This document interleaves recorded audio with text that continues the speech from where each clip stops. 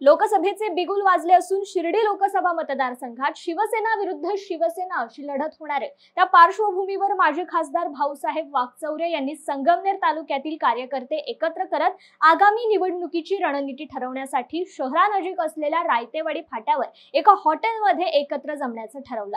त्यामुळे विविध गावातून शिवसैनिक पदाधिकारी या ठिकाणी आले होते।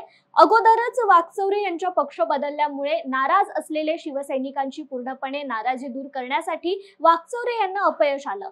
त्यातच काल झालेल्या बैठकीत दोन गट एकमेकांसमोर उभे राहिले आणि काही कार्यकर्त्यांनी आर्थिक जुने वाद उकरून एकमेकांची उणीधुणी काढली। शिवीगाळ करत अंगावर धावून जाऊन शिवसेना स्टाईलने वादाला सुरुवात झाली।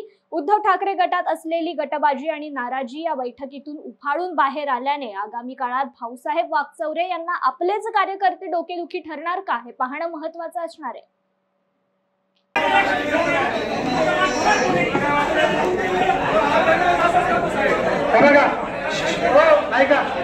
शिवसैनिक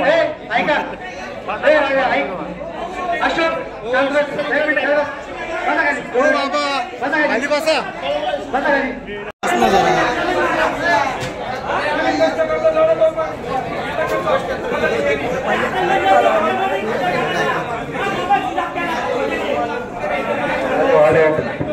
या ठिकाणी भाऊसाहेब वाकचौरे आपल्या सर्वांना या ठिकाणी